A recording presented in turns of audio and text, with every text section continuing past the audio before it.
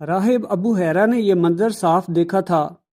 اس نے قافلے والوں کو پیغام بھجوایا، اے قریش کے سرداروں، میں نے آپ لوگوں کے لیے کھانا تیار کروایا ہے۔ میری خواہش ہے کہ آپ سب لوگ آئیں۔ آپ صلی اللہ علیہ وآلہ وسلم جو ہی قافلے کے سرداروں کے ساتھ وہاں پہنچے تو اچانک بسم اللہ الرحمن الرحیم۔ محترم ناظرین، کتب میں آپ صلی اللہ علیہ وآلہ وسلم کی شان کے حوالے سے ایک عجیب واقعہ نقل ہوا ہے جو آپ صلی اللہ علیہ وآلہ وسلم کے شام کے سفر کے حوالے سے ہے۔ کہتے ہیں ابو طالب نے تجارت کی غرض سے شام کے سفر کا ارادہ کیا تو نبی کریم صلی اللہ علیہ وآلہ وسلم نے بھی ساتھ جانے کا شوق ظاہر فرمایا۔ بعض روایات میں آیا ہے کہ آپ نے ساتھ جانے کے لیے خاص طور پر شوق ظاہر فرمایا۔ ابو طالب نے آپ کا شوق دے کر کہا، اللہ کی قسم میں آپ کو ضرور لے کر جاؤں گا، اور شوق مسرت میں کہنے لگے، نہ تم کبھی مجھ سے جدا ہو سکتے ہو نہ میں تمہیں کبھی خود سے جدا کروں گا۔ ایک روایت میں یوں آیا ہے کہ آپ نے ابو طالب کی اونٹنی کی لگام پکڑی اور فرمایا، چچا جان، آپ مجھے کس کے پاس چھوڑے جا رہے ہیں؟ میری نہ ماں ہے نہ باپ۔ اس وقت آپ کی عمر مبارک 9 سال تھی۔ آخر ابو طالب آپ کو ساتھ لے کر روانہ ہوئے، آپ کو اپنی اونٹنی پر بٹھایا، راستے میں عیسائیوں کی ایک عبادت گاہ کے پاس ٹھہرے۔ خانقاہ کے راہب نے نبی کریم صلی اللہ علیہ وآلہ وسلم کو دیکھا تو چونک اٹھا۔ اس نے ابو طالب سے پوچھا، یہ لڑکا تمہارا کون ہے؟ انہوں نے جواب دیا، یہ میرا بیٹا ہے۔ یہ سن کر راہب نے کہا، یہ تمہارا بیٹا نہیں ہو سکتا۔ یہ سن کر ابو طالب بہت حیران ہوئے اور بولے، کیا مطلب، کیوں میرا بیٹا نہیں ہو سکتا؟ اس راہب نے کہا کہ یہ ممکن ہی نہیں کہ اس لڑکے کا باپ زندہ ہو۔ راہب نے زور دے کر کہا، کیونکہ یہ نبی ہے۔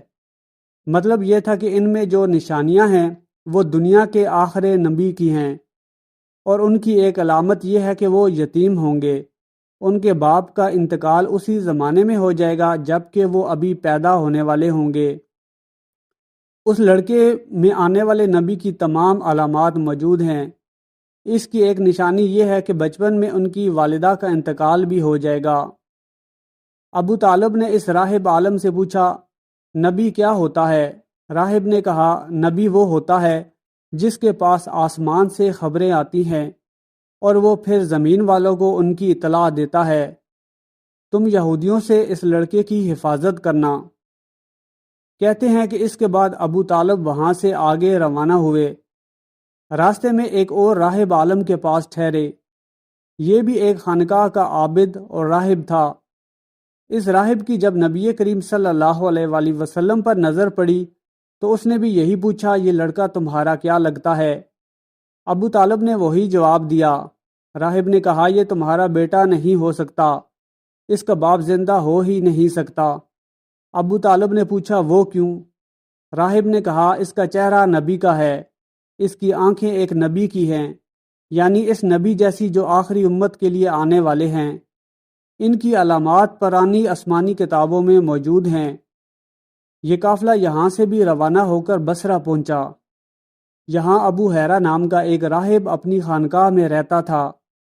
اس کا اصل نام جرجیس تھا۔ وہ بہت زبردست عالم تھا۔ حضرت عیسیٰ علیہ السلام کے زمانے سے اس خانقاہ کے راہب نسل در نسل اس پیشے سے وابستہ تھے۔ اس طرح سے اس زمانے میں سب سے بڑا عالم ابو حیرہ ہی تھا۔ قریش کے لوگ اکثر حیرہ کے پاس سے گزرا کرتے تھے، مگر اس نے کبھی ان سے کوئی بات نہ کی۔ مگر اس دفعہ اس نے قافلے میں آپ کو دیکھ لیا تو پورے قافلے کے لیے کھانا تیار کروایا۔ راہب نے یہ منظر بھی دیکھا کہ نبی کریم صلی اللہ علیہ وآلہ وسلم پر ایک بدلی سایہ کیے ہوئے تھی۔ یہ منظر اس کے علاوہ اور کوئی نہ دیکھ سکتا تھا۔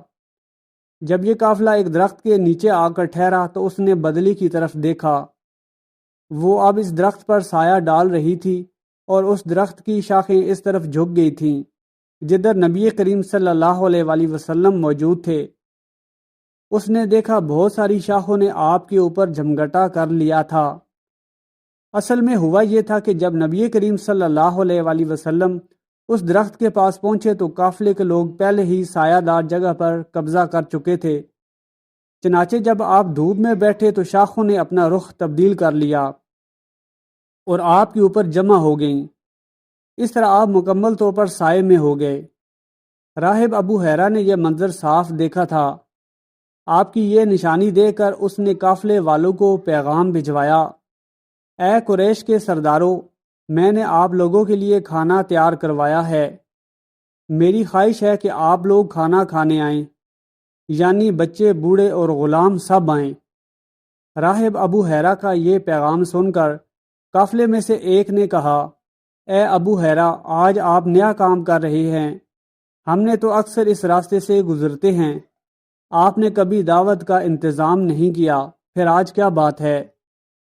ابو حیرہ نے انہیں صرف اتنا جواب دیا، تم نے ٹھیک کہا، لیکن بس آپ لوگ مہمان ہیں اور مہمان کا اکرام کرنا اچھی عادت ہے۔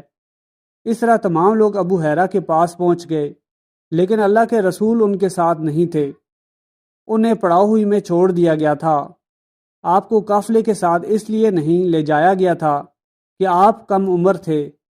آپ وہیں درخت کے نیچے بیٹھ گئے۔ ادھر ابو حیرہ نے لوگوں کو دیکھا اور ان میں آپ کو نہ پایا۔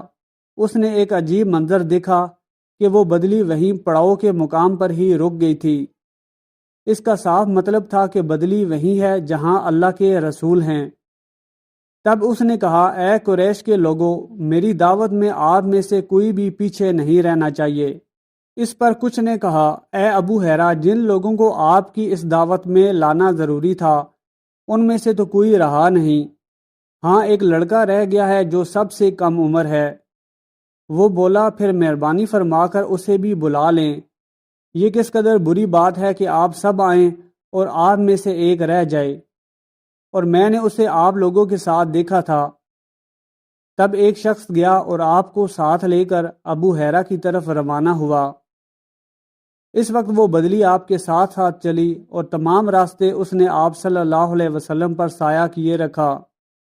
ابو حیرہ اب آپ کو اور زیادہ غور سے دیکھ رہا تھا اور آپ کے جسم مبارک میں وہ علامات تلاش کر رہا تھا جو ان کی کتب میں درج تھیں۔